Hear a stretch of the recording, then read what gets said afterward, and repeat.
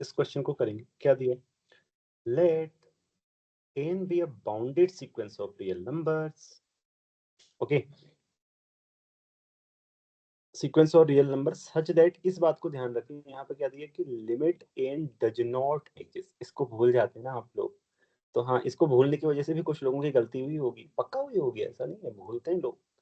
ये चीजें ध्यान में रखनी पड़ती हैं, फिर बोलते हैं कि सिली मिस्टेक हो गई, ऐसा हो गया वैसा हो गया। तो तभी बहुत ही ध्यान से पढ़ना जब भी आप चीजें करो। लेट करो, लेट एस बी द, क्या बोला है, मैं टोटोलॉजी बोल देता हूँ, L is set of all limit points. Okay, माने कि कोई सबसीक्वेंस जाएगी किसी पॉइंट पे आर के, उनका कलेक्शन। तो सबसीक्वेंस मतलब लिमिट पॉइंट्स का वो है कलेक्शन। अब आप देखें कि बाउंडेड सीक्वेंस है आपके पास। ओके, ये दिया गया है, तो कौन सी चीज कम्स इनटू प्ले भाई, बताओ कोई। बाउंडेड सीक्वेंस के पास सबसीक्वेंशियल लिमिट होती है। सबसीक्वेंशियल लिमिट क्या हुई? मतलब at least one limit point. Okay, ठीक है जी। मॉड ऑफ एन क्या दिया गया है? m और all n। Okay, so by Bolzano Weierstrass theorem, ये तो हमें पक्का पता है, क्वेश्चन के ऑप्शन में फिर पढ़ूंगा। By Bolzano Weierstrass theorem there exist at least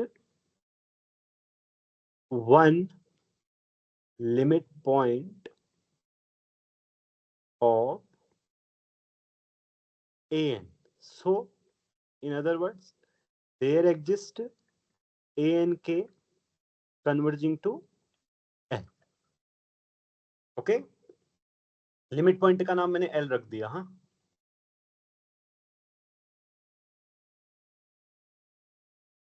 l। तो इसका मतलब क्या हुआ? दिस implies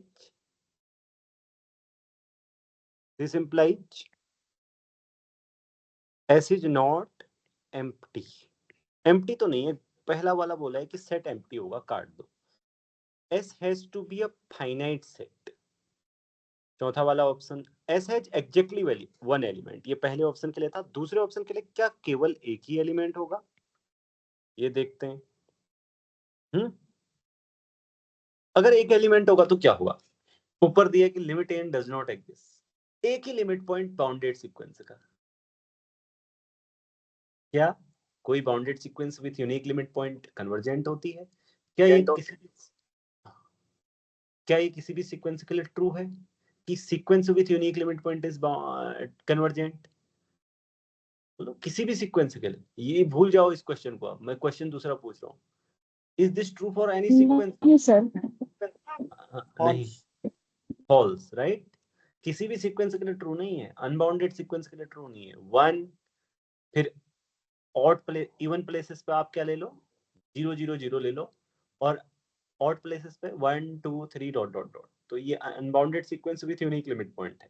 तो bounded sequence with unique limit point क्या होती है? कन्वर्जेंट होती है। इसको प्रूफ कौन कौन कर सकता है? A bounded sequence with unique limit point is convergent. Proof तो करना पड़ेगा। नमिता भौमिक, और कौन करेगा? हाथ खड़ा करो जल्दी, मुझे पता नहीं चलेगा, फिर मैं बाद में नाम लूंगा तो बोलोगे कर सकता हूँ।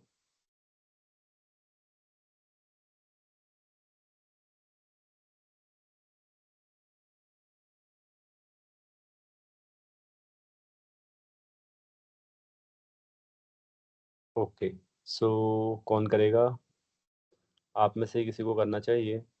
चलिए पीयूष करेगा, पीयूष करो। पीयूष, सर अगर सीक्वेंस बाउंडेड है तो लिमिट सुप्रीमम और लिमिट इन्फीमम एग्जिस्ट नहीं करेंगे। प्रूफ करो, सुप्रीमम इंफीमम नहीं लाना है।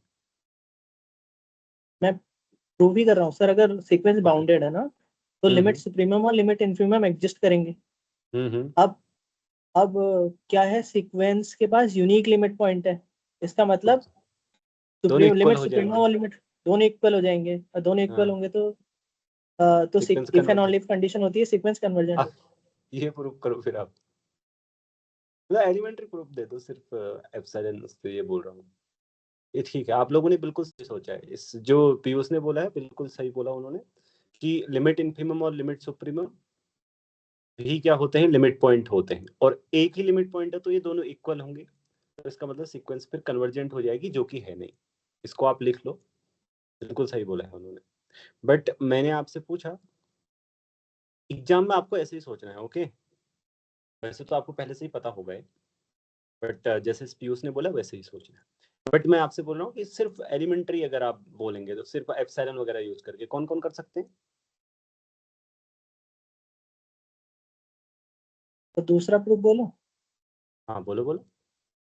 अगर सीक्वेंस वो है, क्या कहते हैं, फॉर एग्जांपल कन्वर्जेंट नहीं है, हाँ कन्वर्जन ठीक है, नहीं है और देन। यूनिक लिमिट पॉइंट है कह रहा हूँ मैं, और कन्वर्जेंट नहीं है, तो हम्म। इसका मतलब क्या होगा, एक स्टेज के बाद जो टर्म होंगे वो किसी भी एप्सिलॉन नेबरहुड से बाहर जाने लग जाएंगे।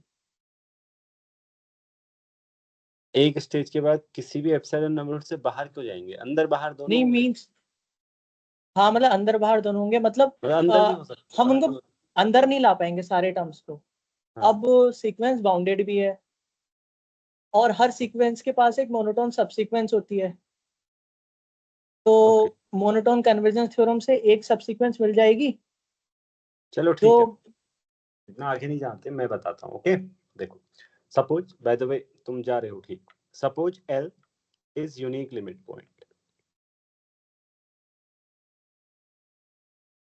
एग्जाम में आपको ऐसे ही सोचना है, हाँ, बट अलग अलग तरीके हम क्या क्या सोच सकते हैं ना, बिल्कुल बहुत अच्छा पीयूष। तो मान लो कि आपका यूनिक लिमिट पॉइंट है, ठीक है, इसके अलावा कोई लिमिट पॉइंट नहीं है, अब हम क्या करें कि कन्वर्जेंट होगी, तो क्लेम दैट, अभी वी भी लिख रहा हूँ क्योंकि आप लोग बोल रहे हो ना, इसलिए नहीं बोलते तो आई लिखता, फिर we claim that n converges to l, okay? N converges to l, उसी पे कन्वर्ट करेगी फिर, ठीक है ना?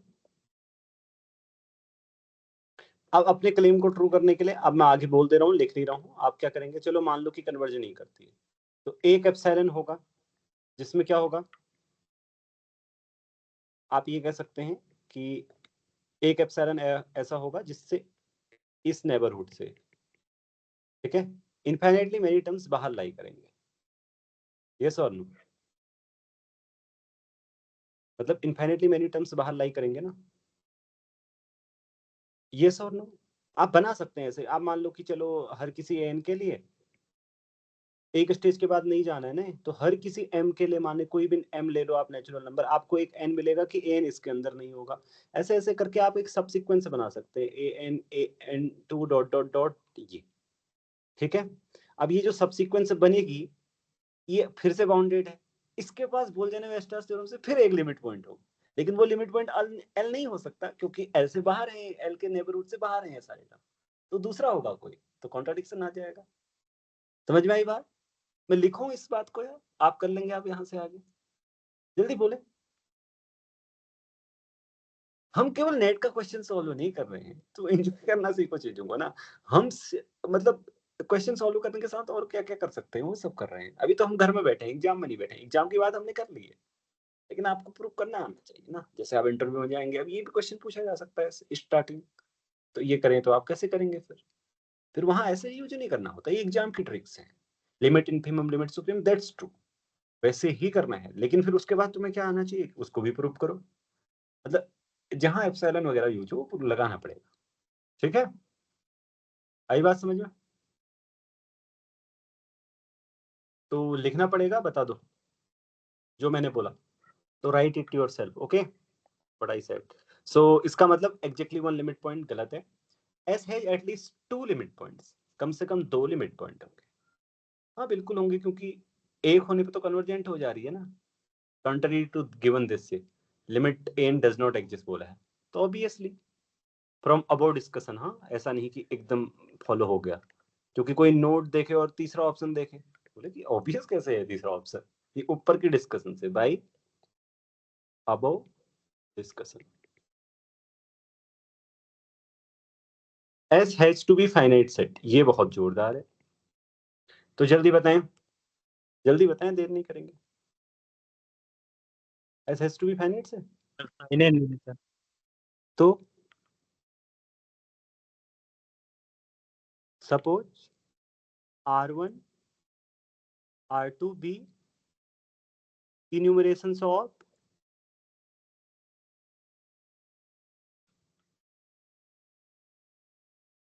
rationals of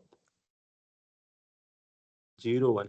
अब देखो एक बात बताओ, आप बोलोगे कि कैसे ले लिया इतनी जल्दी, क्योंकि आपको पता है एस फाइनाइट है या नहीं। आपने तीसरे वाले को सही कर दिया। हाँ मैंने, एस फाइनाइट है या नहीं, एस क्या इनफाइनाइट भी हो सकता है? अपने दिमाग में सोचो कि हाँ इनफाइनाइट हो सकता है, तो फिर कोई ऐसी सीक्वेंस जिसके पास इनफाइनाइटली मैनी पॉइंट्स हो, ऐसे दिमाग में आएगा। फिर हाँ क्यू का हो सकता है, क्योंकि क्यू डेंस होता है आर में।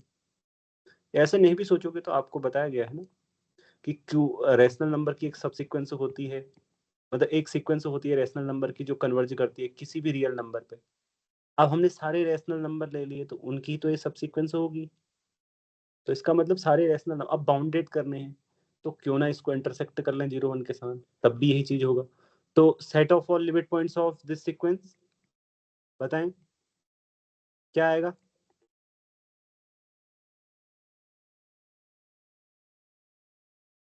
अगर समझे हैं तो बताएं, नहीं तो फिर 0 1 इज 0 1। ठीक है, क्यों बच्चों? आपको मैं बता दूं कि अगर सारे इन्यूमरेशन हो गए तो इसकी एक सब सीक्वेंस जाएगी 0 1 पे। ठीक है, कोई भी अल्फा लेना, एक रैशनल नंबर एग्जिस्ट करेगा इस तरीके से। 0 1 हाँ क्लोज्ड ही किया है मैंने 0 1, ओपन कहाँ है? क्या हुआ, कहीं ओपन तो नहीं दिखाई दे रहा? क्लोज्ड ही। ओके, तो सी आप कैसे प्रूव करेंगे? जो प्रूव करना चाहते हैं वैसे आपको पता होना चाहिए। सी ले लेंगे यहाँ से, फिर बोलेंगे कि कोई भी रैशनल नंबर क्या हो सकता है, सी के क्लोज दे सकते हैं आप हर किसी 1/n के लिए। एक रैशनल नंबर ढूंढ सकते हैं यहाँ से जो सी के क्लोज है, उसको आर के नाम दे दीजिए, और फिर स्मॉलेस्ट रैशनल नंबर इस तरीके से। ओके, कर लेंगे। छोटी छोटी चीजें छोड़ रहा हूँ आपके लिए, मैं सब कुछ बता दे रहा हूँ ओवरऑल। अदरवाइज दूसरा एग्जाम्पल ये ले लो आप, एक और एग्जाम्पल लें तो बाउंडेड सीक्वेंस का साइन एन set of limit points. Exercise थी रियल एनालिसिस में पिछली बार, क्या थी बताओ? सेट ऑफ लिमिट पॉइंट से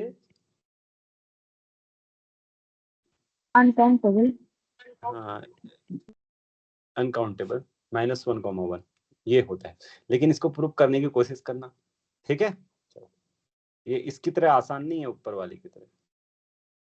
आपको लग रहा होगा कि इसकी साइन एक्स की रेंज वो होती है तो, लेकिन यहाँ एन नेचुरल नंबर से आ रहा है तो S has to be a finite set को गलत कर दीजिए। ठीक है, मैंने सही कर दिया तो ये गलत है, ये अनकाउंटेबल भी हो सकता है इवन। ठीक है, तो फिर आपसे अगर पूछ दिया जाए क्या ये आर हो सकता है पूरा, आप क्या उत्तर देंगे?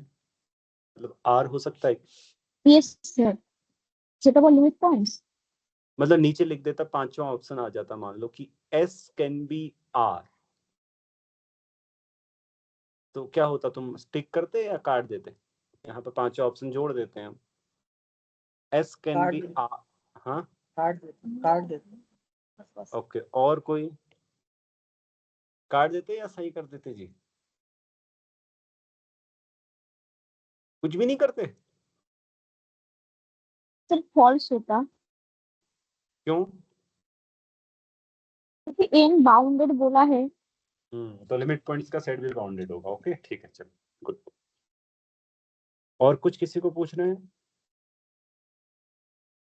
अब करें हम